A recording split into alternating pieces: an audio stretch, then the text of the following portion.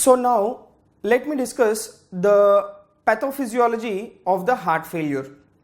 Now if you take the pathophysiology of the heart failure, as we know that the cardiac output is completely dependent on the heart rate and as well as the stroke volume. Now what exactly you mean by the word heart failure? Heart failure, it is basically a clinical syndrome. Basically this is a clinical syndrome. Now what does this particular clinical syndrome consist of? And why is this clinical syndrome occurring? This clinical syndrome, it may occur due to structural abnormality or functional abnormality, right? It is either due to structural or functional abnormality within the heart. So because of this particular structural and as well as the functional abnormality within the heart, that will lead to what is called as impairment of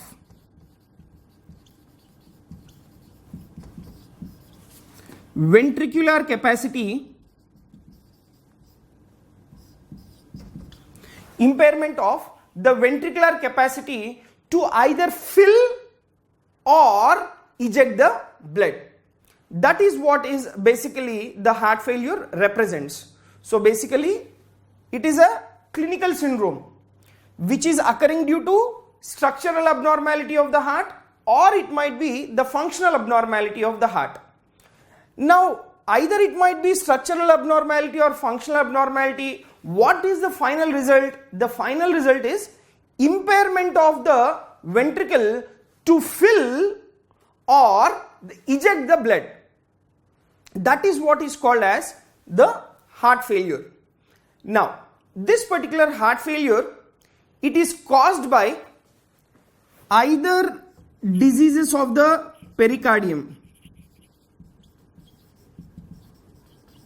It is caused by either the diseases of the pericardium, or it is caused by diseases of the myocardium, or it might be caused by diseases of the endocardium, or it might be also caused by diseases in the heart valves or vessels. Right? So in these individuals with heart failure, there will be impairment of the ventricle to either fill or eject the blood. And this heart failure, it results from either the diseases of the pericardium, diseases of the myocardium, endocardium, or the heart valves, or the problem within the vessels. Next. Now after this, now let me classify this particular heart failure. So basically in case of heart failure, what we are discussing is, it is the ventricular dysfunction. And predominantly what ventricular dysfunction we are talking about? We are talking about mainly the left ventricular dysfunction. Mainly we are talking about the left ventricular dysfunction. Now, so this particular left ventricular dysfunction, I will classify or I will categorize according to the terminology what is called as the ejection fraction. Now the question comes, what do you mean by this word ejection fraction? The word ejection fraction tells you about the contractile capacity of the heart. I'll repeat again.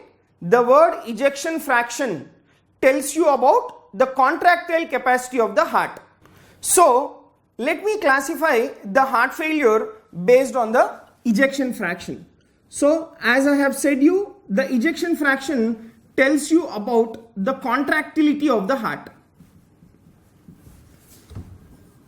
Tells you about the contractility of the heart. Now we classify this particular heart failure based on the ejection fraction into two types. One is the heart failure with preserved ejection fraction, and the heart failure with reduced ejection fraction. So this is how we classify the heart failure. Now the question comes, how much is the normal ejection fraction? Remember, the normal ejection fraction of an individual, it will vary from 50 to 75%.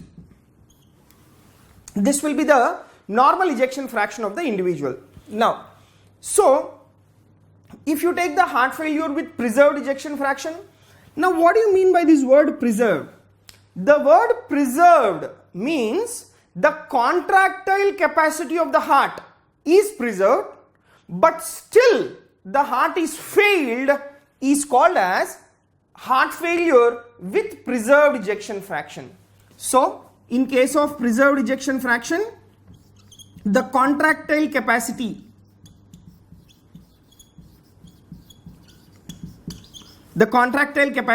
is preserved. It is not reduced. Now, there is another name for this heart failure with preserved ejection fraction.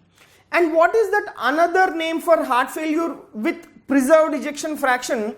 So what is happening here? The contractile capacity, that means the systole of the heart is not being impaired. But what is being impaired here? The relaxation of the heart is being impaired. So heart failure with preserved ejection fraction, I can also call it as diastolic heart failure.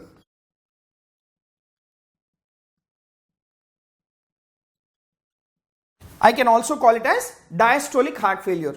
So what is being impaired here? The relaxation of the ventricle has been impaired.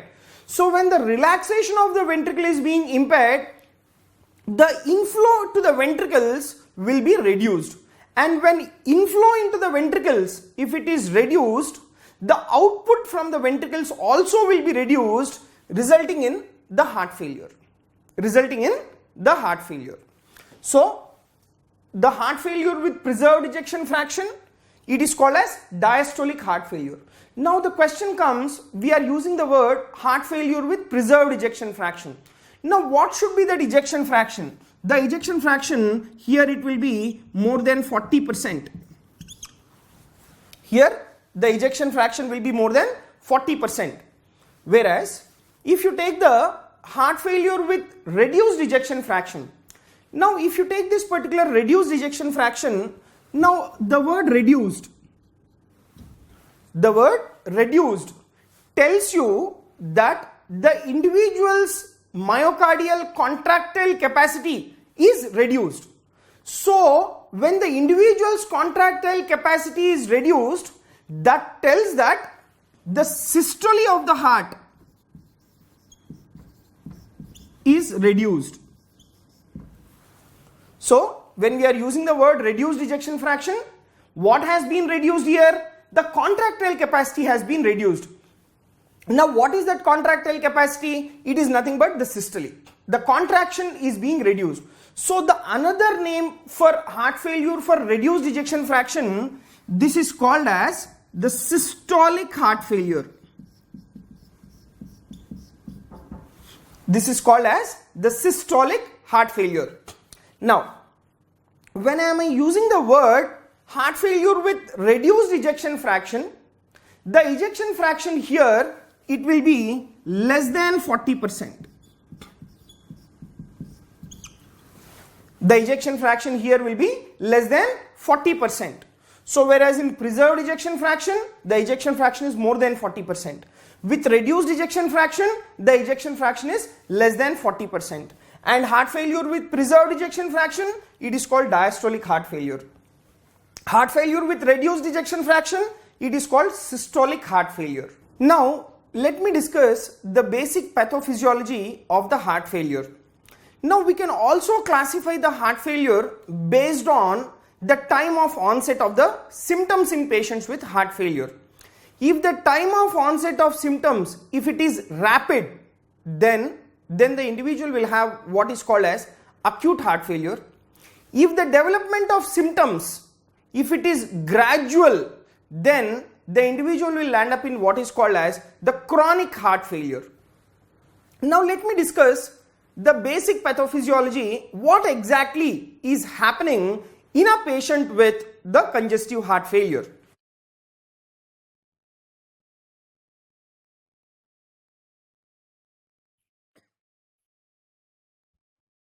So the word congestive heart failure represents both the right heart failure and as well as the left heart failure.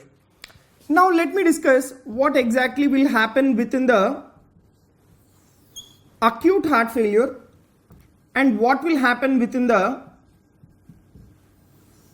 chronic heart failure. You take in case of acute heart failure or you take in case of chronic heart failure. Basically what is happening in both of them? In both of them, the basic concept is the individual is landing up in LV dysfunction. In both of them, the individual is landing up in what is called left ventricular dysfunction.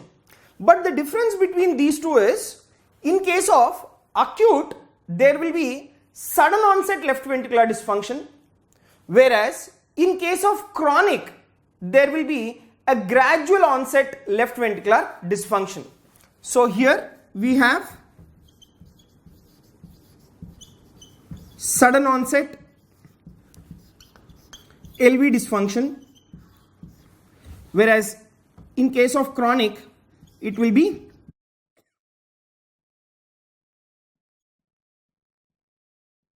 gradual onset LV dysfunction.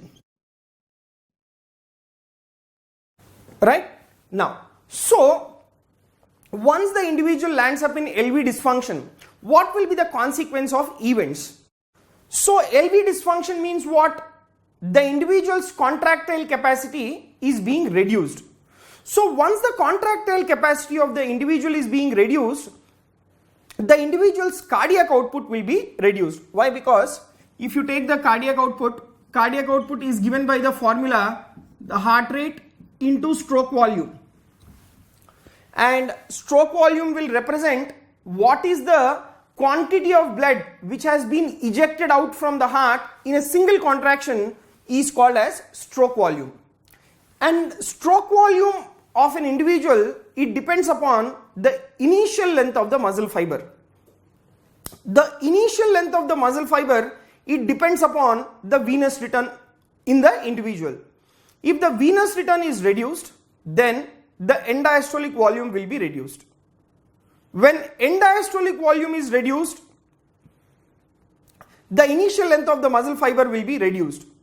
When the initial length of the muscle fiber reduces, then the force of contraction reduces. This is what is called as the Frank-Starling's law. Frank-Starling's law will tell you that if the initial length of the muscle fiber is more, the force of contraction is also more. If the initial length of the muscle fiber is less, the force of contraction also is less. So depending upon your force of contraction, the stroke volume is being dependent upon. So if the contractile capacity in both of them, if it is reduced, the stroke volume of the individual will be reduced. When the stroke volume of the individual is being reduced, immediately the cardiac output reduces. So in both of them, in case of acute heart failure, there will be acute decrease in cardiac output, whereas in case of the chronic heart failure, there will be gradual onset decrease in cardiac output.